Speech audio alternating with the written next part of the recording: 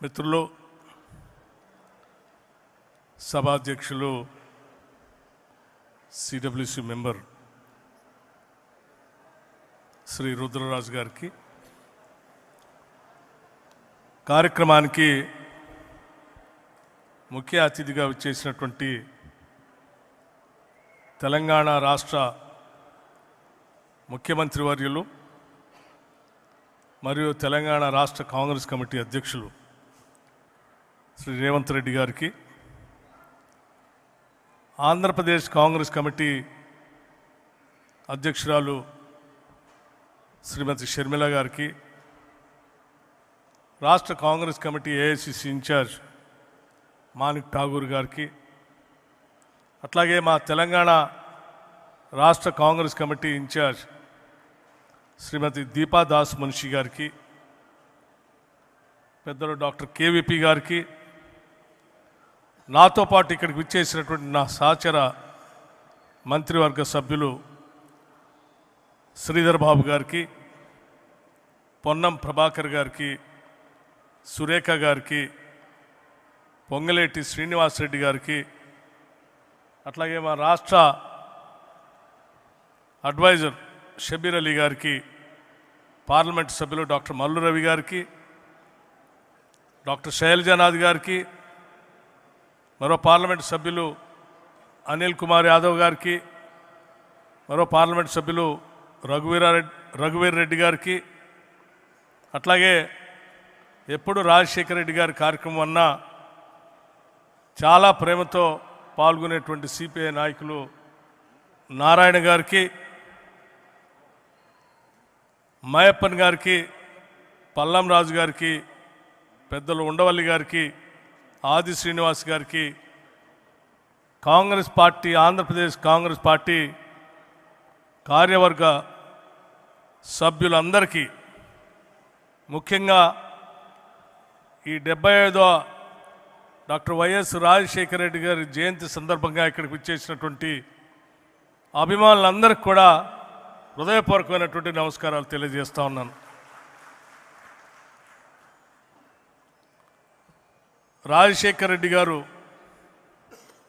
ఆనాటి ఉమ్మడి రాష్ట్రానికి ముఖ్యమంత్రిగా పనిచేశారు. ముఖ్యమంత్రులు చాలామంది వస్తూ ఉంటారు, పోతూ ఉంటారు.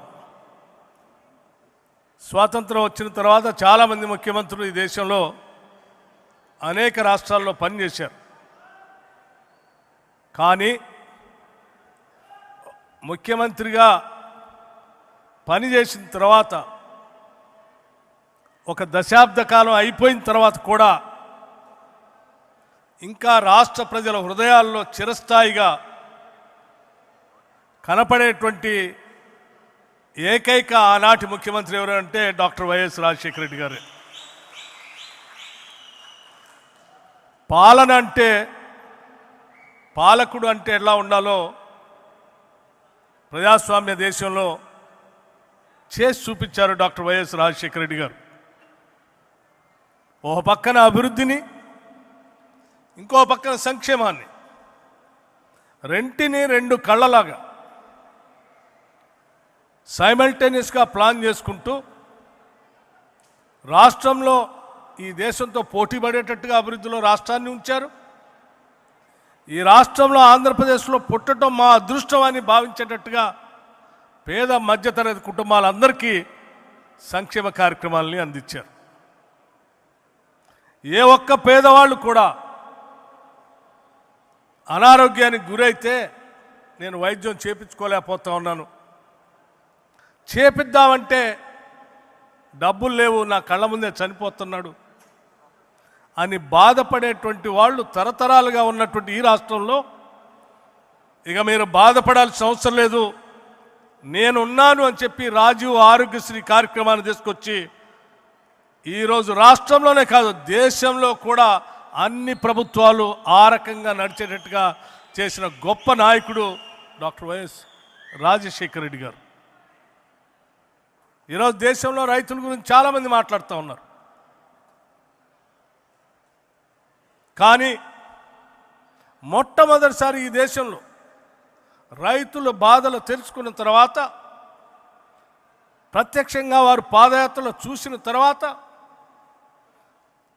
ఉచిత కరెంటు ఇవ్వాలని ఈ దేశంలో ఏ నాయకుడు ఒప్పుకోలేదు, ఏ ముఖ్యమంత్రి కూడా ఒప్పుకోలేదు. కానీ అందరినీ ఒప్పించి ఉచిత కరెంటు రైతులకు ఇస్తేనే వ్యవసాయ పరంగా అభివృద్ధి చెందుతే కాదు, రైతులు ఆత్మహత్యలు చేసుకోకుండా నిలబడగలుగుతారు, నేను చేయగలుగుతాను అని చెప్పి అందరిని ఒప్పించి మేనిఫెస్టోలో పెట్టి ముఖ్యమంత్రి కాగానే తొలి సంతకం పెట్టి దేశానికి ఆదర్శంగా నిలిచినటువంటి ఒక గొప్ప దార్శనికుడు డాక్టర్ వైఎస్ రాజశేఖర రెడ్డి గారు. చాలామంది పేదవాళ్ళు చదివించాలని తల్లిదండ్రుల కోరిక, చదువుకోవాలనేటువంటి బిడ్డల ఆశ, ప్రపంచంతో పోటీ పడాల అని కలలు, ఆర్థిక పరిస్థితి అనుకూలించకుండా దూరంగా ఉన్నటువంటి బిడ్డలందరినీ తీసుకొని నేనున్నాను మీరు చదువుకోండి అని చెప్పి ఫీజు రియంబర్స్మెంట్ తీసుకొని ఈరోజు ప్రపంచవ్యాప్తంగా ఐటీ సెక్టార్లో తెలుగు వాళ్ళు అమెరికా నుంచి అనేక దేశాల్లో ఈరోజు CEO స్థాయిలో ఉన్నారంటే అది కేవలం ఆనాడు డాక్టర్ వైఎస్ రాజశేఖర రెడ్డి గారు తీసుకొచ్చిన ఫీజు రియంబర్స్మెంట్ వల్లనే అన్న సంగతి మనం ఎవరు మర్చిపోకూడదు. ఇలా చెప్పుకుంటూ పోతే అనేక సంక్షేమ కార్యక్రమాలు, ఇందిరమ్మ ఇల్లు కావాలంటే ఎమ్మెల్యేకు 500 కోట, కాదంటే 1000, ఇన్ఛార్జ్ మంత్రితో అది కూడా సంతకం పెట్టించుకొని నియోజకవర్గానికి ఇచ్చే పరిస్థితుల్లో కాదు. ఈ రాష్ట్రంలో గుడిసె అనేదే ఉండటానికి వీల్లేదు. శాచ్యురేషన్ పద్ధతిలో అందరికీ ఇళ్ళు ఇస్తాను నేను, కులం లేదు, మతం లేదు, రాజకీయం లేదు, ప్రాంతం లేదు, అందరికీ ఇళ్ళు ఇచ్చే కార్యక్రమాన్ని చేపడతానని ఇందిరమ్మ ఇళ్ళు ఇచ్చినటువంటి మొట్టమొదటి రాష్ట్ర ముఖ్యమంత్రి డాక్టర్ వైఎస్ రాజశేఖర రెడ్డి గారు ఈ దేశంలోనే. అనేక సంక్షేమ కార్యక్రమాలు చేసినటువంటి అటువంటి గొప్ప నాయకుడి దగ్గర పార్టీలో పనిచేసే అదృష్టం, శాసన మండలిలో పనిచేసేటువంటి అదృష్టం, శాసనసభలో చీఫ్ విప్గా పనిచేసేటువంటి అదృష్టం కలగటం నేను నా అదృష్టంగా నేను భావిస్తా ఉన్నాను. అటువంటి నాయకుడి దగ్గర తర్ఫీదు పొందటం, పనిచేయటం. మేమంతా ఆ రోజు చీఫ్ విప్గా నేను, విప్పులుగా డాక్టర్ శైలజనాథ్, కొండ్రు మురళీగన్, మా ముగ్గురిని పెట్టి సభా వ్యవహారాలు నడిపేటప్పుడు మాకు తర్ఫీదు ఇచ్చారు. శాసనసభ్యులు కానీ, ప్రజలకు కానీ, చట్టసభలో కానీ, పాలనలో కానీ ప్రజల కోసం ఏం చేయాలో చాలా స్పష్టంగా మా అందరికీ తర్ఫీదు ఇచ్చి నిలబెట్టినటువంటి నాయకుడు ఆయన. చివరి రోజు మేమంతా అడిగాం, శాసనసభ అయిపోయింది, చిట్ట చివరి రోజు తెల్లారే రచ్చబండ కార్యక్రమాన్ని ప్రకటించారు. వారిని ప్రత్యేకంగా కలిసి అడిగాం, సార్ ఒక్కరోజు గ్యాప్ ఇద్దాం సార్, శాసనసభ్యులంతా కొత్త గెలిచి వచ్చారు, ఒక్కరోజు గ్యాప్ ఇస్తే మళ్ళీ వాళ్ళ నియోజకవర్గాల్లో పోయి పండగ చేసుకుంటారు సార్ అంటే, లేదు, ప్రజలు ఎంతో నమ్మకంతో మనల్ని గెలిపించారు, ఒక్క నిమిషం కూడా వృధా చేయడానికి వీల్లేదు, తెల్లారే రచ్చబండ కొనసాగాల్సిందే అని చెప్పి బయలుదేరి మనందరి నుంచి కనపడినంత దూరానికి వెళ్ళిపోయారు. కానీ ఆయన గుర్తులు కానీ, ఆయన చెప్పినటువంటి మాటలు కానీ, ఆయన పాలనలో వేసినటువంటి బీజాలు కానీ ఈరోజు ఈ రాష్ట్రాలనే కాదు దేశానికి కూడా ఆదర్శప్రాయంగా ఉన్నాయన్న సంగతి 10 సంవత్సరాల తర్వాత కూడా మనం అందరం ఇక్కడ నిలబడి వారిని స్మరించుకోవటమే కాదు, ఆనాటి పాలనలో ఉన్నటువంటి అంశాలే ఈరోజు దేశవ్యాప్తంగా అజెండాగా కూడా మారాయి.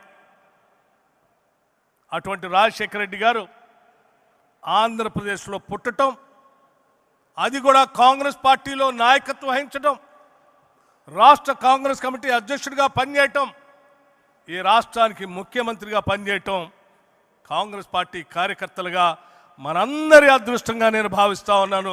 ఒక గొప్ప నాయకుడు వారసులుగా ఈరోజు మనం అంతా ముందుకు పోతా ఉన్నాం. స్నేహితులారా, ఇక్కడ కూర్చున్నటువంటి పెద్దలందరూ కూడా మాకంటే సీనియర్స్. ఉన్నవాళ్ళ గారి దగ్గర నుంచి మొదలు పెడితే ఇక్కడ బాపిరాజు గారు ఉన్నారు, మన్నించాలి. వారందరూ సీనియర్స్. వాళ్ళ దగ్గర పిల్లలుగా మేము మా రాజకీయ ప్రస్థానం మొదలుపెట్టాం. ఆ రకంగా మొదలైనటువంటి మా రాజకీయ ప్రస్థానం ఈరోజు రాజశేఖర రెడ్డి గారి జయంతి సందర్భంగా మళ్ళీ వాళ్ళందరినీ కలిసేటువంటి రఘువీరారెడ్డి గారు, తులసిదాస్ గారు, మన్నించాలి సార్, చూడలేదు, తులసిదాస్ గారు, తులసిరెడ్డి గారు, వీరందరికీ నమస్కరిస్తూ ఈ కార్యక్రమంలో పాలు పంచుకోవటానికి అవకాశం ఇచ్చినటువంటి షర్మిల గారికి నేను ప్రత్యేకంగా ధన్యవాదాలు తెలియజేస్తా ఉన్నాను. ఈరోజు నేను ఉప ముఖ్యమంత్రిగా తెలంగాణ రాష్ట్రంలో పనిచేస్తూ ఉన్నాను అంటే ఆయన నాకు మొట్టమొదటిసారి ఎమ్మెల్సీగా టికెట్ ఇవ్వటం, ఆ తర్వాత శాసనసభ్యుడిగా పోటీ చేసేటువంటి అవకాశం కల్పించడం, ఆయన నేర్పినటువంటి రాజకీయ ఓనమాలే ఈరోజు నేను ఆ రాష్ట్రంలో శాసనసభ్యుడిగా ఉప ముఖ్యమంత్రిగా స్థాయికి ఎదిగాను. ఈరోజు ముఖ్యమంత్రిగా ఉన్నటువంటి రేవంత్ రెడ్డి గారు, మేమిద్దరం ఒకటేసారి శాసన మండలిలో మా ప్రయాణం, ఇద్దరం కూడా స్థానిక సంస్థల నుంచి వచ్చినటువంటి వాళ్ళమే. ఓ పక్కన వారు పోటీగా పోరాటం, ఇంకో పక్కన మేము అందరినీ తర్ఫీదిచ్చినటువంటి మా ఇద్దరికి కూడా రాజశేఖర రెడ్డి గారి పాలనలో పనిచేసేటువంటి భాగ్యం కలిగిందని నేను చాలా స్పష్టంగా చెప్తున్నాను. శాసన మండలిలో కానీ శాసనసభలో కానీ వారి దగ్గర చాలా అంశాలు నేర్చుకున్నాం. తప్పనిసరిగా వారి ఆలోచనల్ని, వారి మార్గాన్ని ముందుకు నడిపించడమే మనందరి ముందు ఉన్నటువంటి ఏకైక బాధ్యత. రాజశేఖర రెడ్డి గారు గాంధీ భవన్లో, ప్రకాశం హాల్లో ప్రత్యేకంగా ఒక సమావేశం, శాసనసభ సమావేశాలు జరుగుతున్నటువంటి సందర్భంలో సమావేశానికి వచ్చి వారు మాట్లాడినటువంటి మాటలు ఇప్పటికి కూడా నాకు గుర్తున్నాయి. ఒక్కసారి మీ అందరికీ గుర్తు చేసి నేను ముగిస్తాను. ఈరోజు యావత్ రాష్ట్రంలో ఉన్నటువంటి, ఆనాటి ఉమ్మడి రాష్ట్రంలో ఉన్నటువంటి ఆంధ్రప్రదేశ్ ప్రజలందరికీ ముఖ్యమంత్రిగా నేను పిలిపిస్తూ ఉన్నాను. ప్రజా సంక్షేమం కోసం పనిచేసే కార్యక్రమాలన్నీ ప్రజలకు అంకితమై మా ప్రభుత్వం పనిచేస్తుంది. కార్యకర్తలంతా తల ఎత్తుకొని తిరిగేటట్టుగా మీరు ఇచ్చిన హామీలన్నింటినీ అమలు చేసే బాధ్యత నాది అని చెప్తూ, ప్రతి కార్యకర్త ఈరోజు నడుం బిగించి భవిష్యత్తులో రాహుల్ గాంధీ గారిని ప్రధానమంత్రిగా చేసేంతవరకు ప్రతి కాంగ్రెస్ కార్యకర్త పనిచేయాలని చెప్పి వారిచ్చినటువంటి పిలుపుని కూడా ఈ సందర్భంగా మీ అందరికీ మనవి చేస్తూ, మనమందరం కలిసి దేశంలో రాబోయే రోజుల్లో రాజశేఖర రెడ్డి గారి చివరి కోరికని నిజం చేయటం కోసం సమిష్టిగా పనిచేసి కాంగ్రెస్ పార్టీని ఇటు ఆంధ్రప్రదేశ్లో అటు తెలంగాణలో 10 కాలాల పాటు నిలబెట్టుకుంటూ దేశంలో రాహుల్ గాంధీ గారిని ప్రధానమంత్రి చేద్దామని చెప్పి ఈ సందర్భంగా మీ అందరికీ నేను మనవి చేస్తూ, మరొక్కసారి మీ అందరికీ నా హృదయపూర్వకమైనటువంటి ధన్యవాదాలు తెలియజేసుకుంటూ సెలవు తీసుకుంటున్నాను. జై హింద్, జై కాంగ్రెస్.